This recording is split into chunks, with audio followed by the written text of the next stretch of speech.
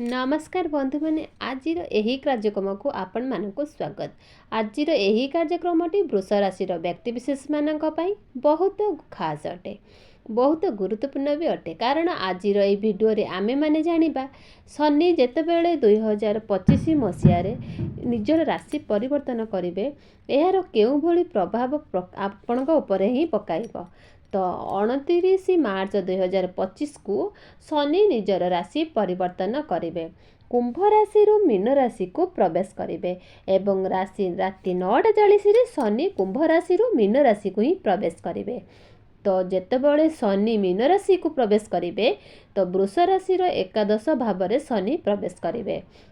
शनि होउचंती आपणकर भाग्य भावर अधिपति एवं कर्म भावर अधिपति, अर्थात आपणकर नवम भावर एवं दशम भावर अधिपति होई शनि आपणकर एकादश भाव में विराजमान करेंगे, अर्थात आपणकर लाभ स्थान रे ही विराजमान करेंगे। तो बंधु माने आमर कुंडली रे भाग्य, धन, कर्म एवं स्वास्थ्य यही चारोटी जिनिस सबुठारु गुरुत्वपूर्ण होइथाय एवं जेतेबेले एही चारोटी जाक जिनिस व्यक्तिर साथ दे थाए तो सही व्यक्तित्व को सफलतार शिखर रे पहुँचवाकू केही भी अटकाई पारि नथांती। एवं शनि होचंती आपणकर राशि पाई जोग कारक ग्रह। जेतेबेले शनि आपणकर कारक ग्रह होई आपणको ए सब प्रदान करबाकू जाउछंती, निश्चित भाव में आपणको पाई एही 2.5 वर्ष वरदान सदृश साब्यस्त हब। कारण शनिकर जो दृष्टि रहुची ता निश्चित भाव में आपणको पाई शुभप्रद ही रहिबो। तो बंधु माने तृतीय दृष्टि आपणकर प्रथम भाव पर ही रहिबो, जाफल आपण स्लो डिसीजन नेले मध्य डिसीजन आपण ठीक भाव में नहीं पारिबे। जहाँ भी डिसीजन आपण नेबे सेथिरे आपणकर लाभ ही हेबो। समाज रे आपणकर मान सम्मान प्राप्ति हेबो। कारण जेतेबेले शनि ग्रह जेतेबेले स्वराशि रे थांती, स्वराशि दृष्टि दियंती किंबा मित्र राशि उपर ही दृष्टि दे पकाई थांती, सेते निश्चित भाव में आपणको शुभ फल प्रदान करिथांती।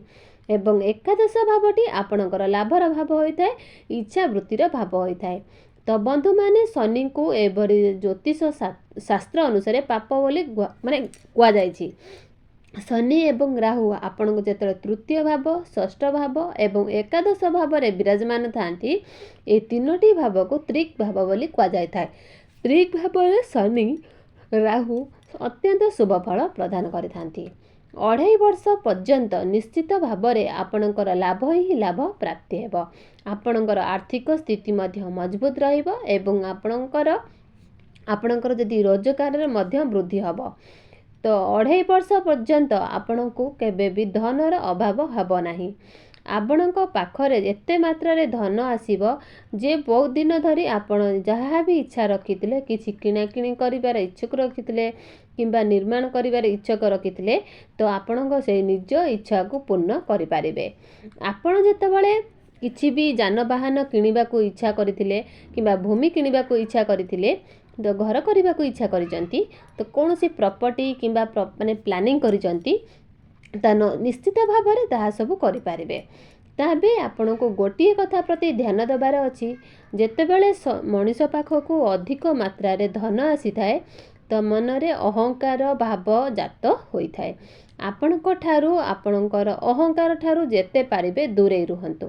तो कारण अहंकार ही विनाशर मूलक कारक। आपण यदि अहंकार को असवर्ती हो जाती आपण को विनाशर कध्य केही रक्षा करि पारिबे नाही। सेथिपाई आपण जेते पारि नम्र रुहंतु, शांत रुहंतु एवं भद्र होई रहिबा पई चेष्टा करंतु। कारण शनि होउचंती आपण नयार दाता, कर्मर ही दाता। आपण जेभली कर्म करियो से निश्चित भाव में आपणको आपणकर कर्मर फल प्रदान करेंगे। बंधु माने मने रखिबा उचित जे शनि आपणकर एकादश भाव को ही चलन करेंगे। 2.5 वर्ष पर्यंत आपनको बहुत शुभ फल प्रदान करेंगे, बहुत धन प्रदान करेंगे। मात्र जेतेबेले शनि आपणकर द्वादश भाव को चलन करेंगे तो सेतेबेले आपणकर शनि 7.5 आड़क आरंभ होइजिवो, अर्थात 2.5 वर्ष पर आपणकर शनि 7.5 कौनसी मनुष्य जीवन में शनि दशा चालू थाए, शनि 2.5 हो कि शनि 7.5 हो, से समय शनि आपण को आपणकर कर्मर फल प्रदान करिथांती।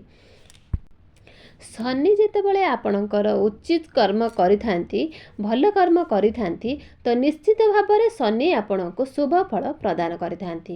ମାତ୍ର ଆପଣ ଯଦି କିଛି ଅନ୍ୟାୟ କରିଥାନ୍ତି କିମ୍ବା ଖରାପ କାର୍ଯ୍ୟ କରିଥାନ୍ତି କିମ୍ବା ବିନା କାରଣରେ ଅନ୍ୟ କାହାକୁ ଆପଣଙ୍କୁ କଷ୍ଟ ଦେବାକୁ କରିଥାନ୍ତି, ତ ନିଶ୍ଚିତ ଭାବରେ ଶନି 7.5 ମଧ୍ୟ ଆପଣଙ୍କୁ ବହୁତ ସମସ୍ୟାରେ ମଧ୍ୟ ପକାଇବେ। ଆପଣଙ୍କୁ ଆପଣଙ୍କର ସେସବୁ କାର୍ଯ୍ୟର ମୂଲ୍ୟ ଦେବାକୁ ହିଁ ପଡ଼ିବ। ସେଥିପାଇଁ ସବୁବେଳେ ଆପଣ ନିଜ କର୍ମକୁ ଠିକ୍ ରଖିବା ପାଇଁ ଚେଷ୍ଟା କରନ୍ତୁ, ସତ୍ ପଥରେ ଚାଲିବା ପାଇଁ ଚେଷ୍ଟା କରନ୍ତୁ। ଏପରି କରିବା ଦ୍ୱାରା ଶନି 7.5 ମଧ୍ୟ ଆପଣଙ୍କର କିଭଳି ଭାବରେ ଶେଷ ହୋଇଯିବ ଆପଣଙ୍କ ତାହା ଜଣାପଡ଼ିବ ନାହିଁ। ଶନି ଆପଣଙ୍କର ପଞ୍ଚମ ଭାବକୁ ସପ୍ତମ ଦୃଷ୍ଟିରେ ହିଁ ଦେଖିବେ।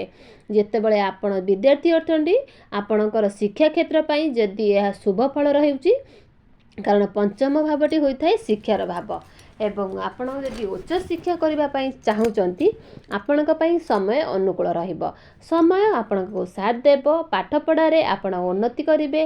ତେବେ ପଞ୍ଚମ ଭାବଟି ଶିକ୍ଷାର ଭାବ ହେବା ସହିତ ପଞ୍ଚମ ଭାବଟି ହୋଇଥାଏ ଆପଣଙ୍କର ପ୍ରେମ ଜୀବନର ଭାବ, ସନ୍ତାନର ଭାବ। ଏବଂ ବନ୍ଧୁମାନେ, ଯଦି ଶନି ହେଉଛନ୍ତି ବୈରାଗୀ ଗ୍ରହ, ଆପଣଙ୍କର ପ୍ରେମ ଜୀବନ ପାଇଁ ଯଦି ଏହା ଅତ୍ୟନ୍ତ ଶୁଭ ଫଳ ପ୍ରଦାନ କରିବ ନାହିଁ, କାରଣ ଆପଣଙ୍କ ପ୍ରେମ ଜୀବନକୁ ନେଇ ଟିକେ ସତର୍କ ରହିବା ଉଚିତ। କାରଣ ଆପଣଙ୍କ ମଧ୍ୟରେ ଏହି ସମୟରେ ଭୁଲ ବୁଝାମଣା ସୃଷ୍ଟି ହୋଇପାରେ, ଯୁକ୍ତିତର୍କ ହୋଇପାରେ। ଆପଣ ହୁଏତ ଆପଣଙ୍କର ପାର୍ଟନରକୁ କିମ୍ବା ଆପଣଙ୍କ ପାର୍ଟନରକୁ ଆପଣଙ୍କୁ ବୁଝି ନ ପାରନ୍ତି। ଏହା ବ୍ୟତୀତ ଶନି ଦଶମ ଦୃଷ୍ଟିରେ ଆପଣଙ୍କର ଅଷ୍ଟମ ଭାବକୁ ହିଁ ଦେଖିବେ, ଯାହାଫଳରେ ଶନି ଆପଣଙ୍କର ଅଷ୍ଟମ ଭାବକୁ ଦୁର୍ବଳ କରିବା ପାଇଁ ଚେଷ୍ଟା କରିବେ।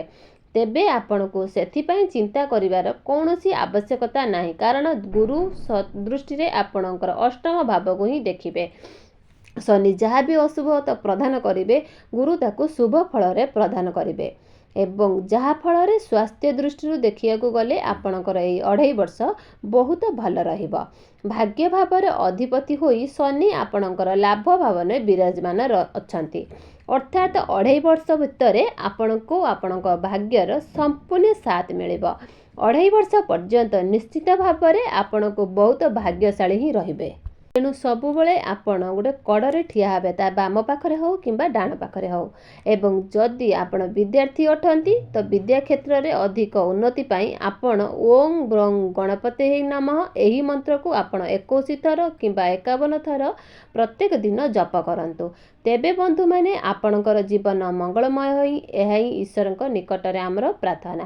ତେବେ ଦର୍ଶକ ବନ୍ଧୁ, ମୋର ଭିଡ଼ିଓଟି ପସନ୍ଦ ଆସିବ ଯଦି ନିଶ୍ଚିତ ଭାବରେ ଲାଇକ୍, ସେୟାର, କମେଣ୍ଟ କରିବାକୁ ଜମାରୁ ବି ଭୁଲିବନି।